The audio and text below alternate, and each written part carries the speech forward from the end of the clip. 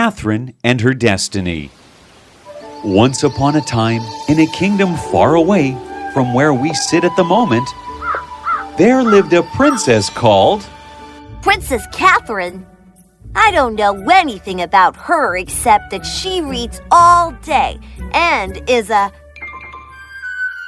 princess with glasses.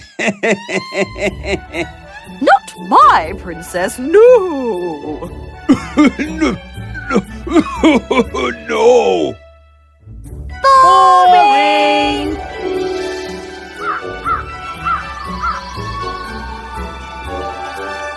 People think you're boring. Doesn't bother me. Now, if you will excuse me, I'm trying to put this hard-boiled egg into the bottle. Another science experiment? We need to go out, have fun, partay, meet new people. Ah! I did it! Are you even listening to me? You must be so eager to know how I did it, right? No. You see, first I put a burning piece of paper in the bottle. Not interested. The burning paper in the bottle causes the air to expand and the pressure to go up. When the fire runs out of the oxygen, the temperature cools and the air contracts, sucking the egg through the bottle opening. Are you done? With this one, yes. Princess? The king? Father! Father! No! With the passing away of the king, Princess Cathrine, the only heir to the throne, was to become the Queen of Norwa. But her subjects were not quite sure about it. You see, Princess Cathrine had never dwelled in the matters of administration and had kept herself forever buried in books. Yes, finally! You are to become the queen! I don't know, Cactus. I just don't think I am ready. Princess, the kingdom! It's under attack! What? Minister, what is happening? Panto, the despicable king of Iola, has attacked us during our mourning. We are no match for his army. You must run to safety, princess. But our kingdom... It is too late. We will have to surrender, but you must run. He won't keep an heir alive. But... Come back for us when you are ready. Now, run!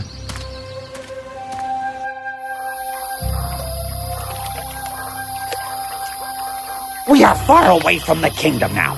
We are safe. Sit here and let me go survey the area and find some food. With Cactus gone, Cathrine sat by the lake and sobbed bitterly. Suddenly, she heard something whooshing past behind her. Huh? Cathrine. What? Who is that?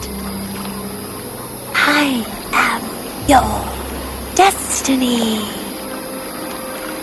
My what? And why can't I see you? Where are you hiding? Whoa! What are you? I am the path you choose, the decisions you make, the roads you didn't take. I am what you make of me. I am your destiny. This is not happening. It cannot be real. I am dreaming. I am... Ouch! It's not a dream? No, Cathrine. I am as real as you are. What do you want? It is not what I want, but what you want that matters. Tell me, Cathrine, do you want me, your destiny, to be a happy present or a happy future?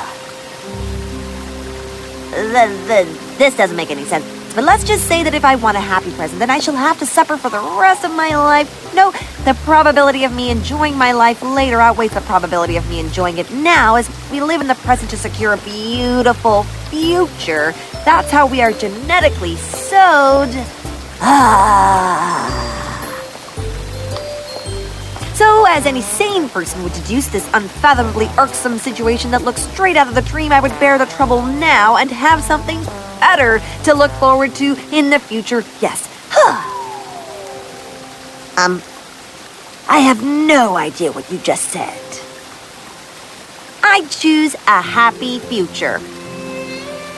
Goodness. All right. You shall have that. And with that, the wave crumbled back into the lake, crushing on its surface, and in a moment turned calm and quiet. What just happened? After resting by the lake for the night, Cathrine and Cactus set out to the kingdom of Dawnland.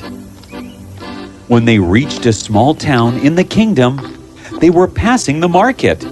Cathrine saw an old lady carrying a heavy bag with difficulty, staggering down the road.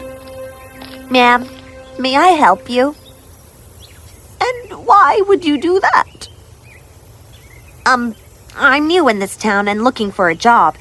I could help you carry the bag, and in return, if you could recommend me to a house or a bakery or anywhere that I can work, it would be very kind. You're looking for a job? Why, I'm looking to hire someone to help me with the chores myself. 10 silver coins. That's all I can pay, and you can stay at mine. That would be wonderful. Thank you. And so, Cathrine began to work for the lady, and she worked very well. One day, when the woman went out to the market, Cathrine took her work and sat down at the window. Oh, so here you are, Cathrine. Huh? You? Did you really think I was going to leave you in peace? You chose for a happy future, remember?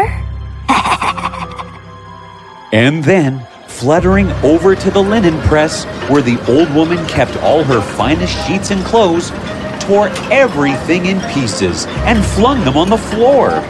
Oh, no, my mistress will not forgive me. Yes, and she might hand you over to the guards and have you arrested as well. What do I do now?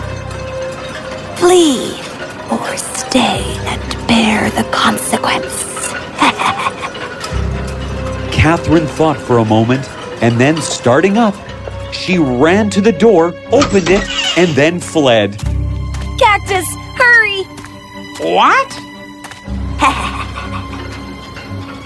Days passed, and Cathrine found herself a job at a bakery. But, exactly as before, destiny came again and spoiled everything. Run! Oh, come, Cactus, hurry! What? Again?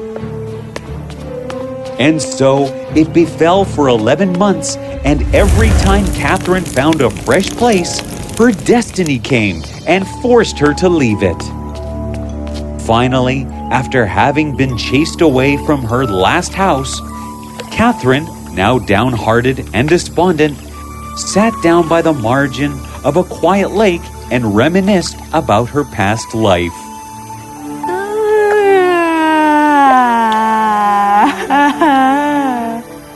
I don't know what it is that you're running away from. The Cathrine I know is a nerd, boring, and not a lot of other miserable things. But she is not a quitter. You are right, Cactus.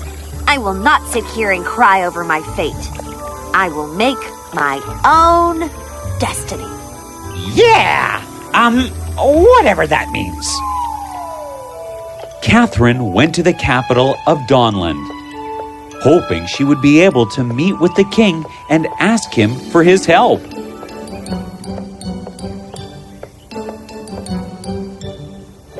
King Bernard is very troubled at the moment. He would not have any visitors, unless it is someone with the solution to the farmer's dilemma. The farmer's dilemma? It's a riddle. The young king says that whoever can solve it will be showered upon with gold coins.